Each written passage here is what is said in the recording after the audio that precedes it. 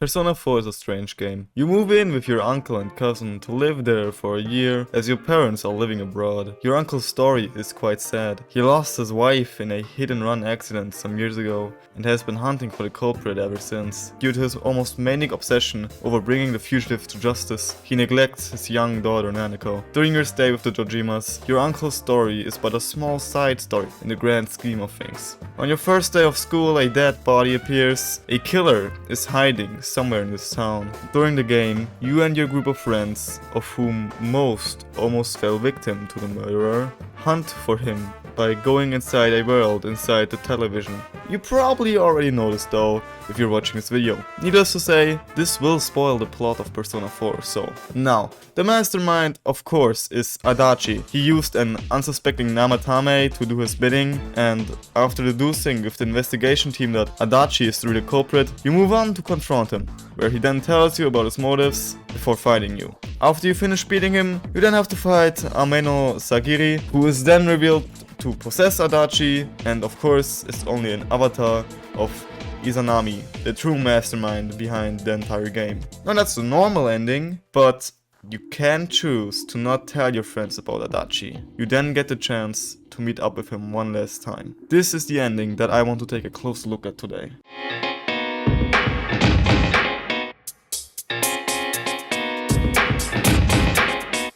So, as I said in the intro, the entire point of Persona 4 is about deducing the truth, finding the real culprit and defeating them, proving that not all of humanity is ignorant. Choosing to side with Adachi, however, is the complete inverse of that. Let me explain the ending first though. When the game gets to the point where you can deduce the real culprit, you get the choice to not rat out Adachi to your friends. This already betrays everything you worked so hard for, fighting through everything just to reach the truth, and then in the final moments, so close to achieving your goal, you abandon everything. All the bonds you forged, thrown away. But that is not where this ends. On your last day in Inaba, you get the choice to visit Adachi and say your goodbyes to him. So you go to the police station and meet with him, where you start talking to him about him being the real culprit. At first he denies it and plays it off as you just playing detective again, but after you keeps insisting and even saying that he's on Adachi's side, his demeanor shifts before leaving to get something. When he returns, he's holding the threatening letter that he sent to the Dojimas. He explains that he forgot to send it to forensics, even implying that this is the piece of evidence that can turn the whole case upside down and proving Namatame is not guilty, behind the first two murders at least. Then, Adachi pulls out a lighter and places it next to the letter. The implication is clear. You then get the final choice. Leave the letter be and go home with at least a little bit of innocence left, or burn it and become Adachi's accomplice. Of course, we don't waste any time and burn it. Adachi then laughs, mocking you, telling you that you destroyed evidence. That's a crime, you know? He then turns around, pulls out his phone, and suddenly Yu's phone rings. It's Adachi. And it's the police's duty to keep tabs on those who've committed crimes.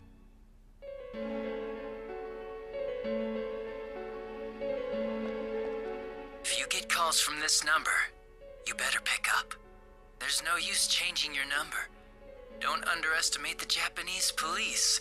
It's easy to track you down. He then takes his leave. Goodbye, partner.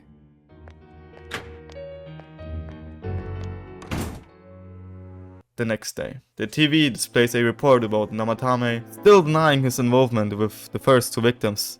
Dojima then comes up to you, lamenting about how, even though he is sure that it's Namatame's fault that Nanako is still in the hospital, he questions, is Namatame really the murderer of the first two? Narukami then goes to the train station where his friends come to say him goodbye. There is a deep fog around them. As his friends say goodbye, Yosuke, even calling him his partner, Yu knows that he betrayed them. He betrayed their trust, their friendship, and everything they worked for. The train then takes off. The friends stay behind, Teddy nowhere to be seen. After the credits play, with a mellow music that most of you should know, a scene is shown. While Yu stands in the corridor of the train passes by a strange figure. When Narukami looks out the window, he sees that it's Adachi.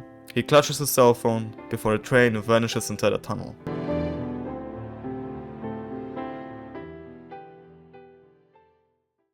Now let's look at the implications of this ending.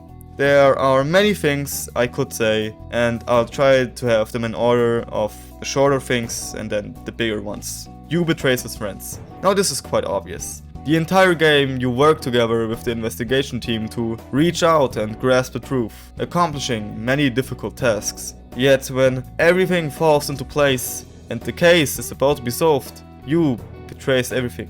Just imagine what Yosuke and the others would feel realizing their leader has betrayed them just to save a killer. Yu is forced into being Adachi's puppet. Since Adachi could easily reveal the truth that Yu destroyed the evidence, he surely could get him into trouble with the legal system, as well as breaking the news to his friends and destroying their trust, as well as Tojima's. Having Yu's phone number also means that Adachi can easily contact him once he's back to the big city, meaning that Yu might be forced into supporting Adachi with other crimes in the future. The fog. Now, this is one of the big ones that I wanted to discuss. This also ties in with my last theory. In the normal ending, Adachi reveals that he wants to cover the world in fog and turn humanity into shadows, as by humanity's ignorance, this is what they truly wish for. Since we don't defeat him in this ending and instead side with him, the fog is still there. This implies that all of Inaba will be consumed and merged with the Midnight Channel. This doesn't stop there though. Adachi is possessed. Now, this is my final theory. After defeating Adachi, he is then possessed by Ame no Sagiri. This is the avatar of Izanami no Mikoto, the goddess of the land of the dead. As we know, she is responsible for the game taking place in the first place. She bestowed the power of persona on both Adachi and the protagonist. Her wish was to fulfill humanity's wish, and the one that influenced the public the most was the one that would get their wish fulfilled. Now, Ame no Sagiri, as well as Izanami, revealed that she wants the fog to cover the entire world and turn everyone into shadows. Now here comes the interesting thing. Is this merely the wish of Adachi, or was he himself influenced by Izanami? Think about it. Izanami is the goddess of the land of the dead, and fusing the shadow world with the real world would only make sense to her, right? So it would also make sense that Adachi, who already despised humanity, just got a little push by her in the right direction. What I'm trying to get at is that you not only side with Adachi, but also with Izanami, thus relinquishing your role as a protagonist and proving to her that humanity longs for ignorance. In my opinion, I think this is the darkest bad ending in the Persona series. Or well, at least on the same level as Persona 3's. But all of them are kind of fucked if we're being honest. What do you think? Thanks for watching. This is kind of a shorter video, but I had fun making it, so thanks for sticking around.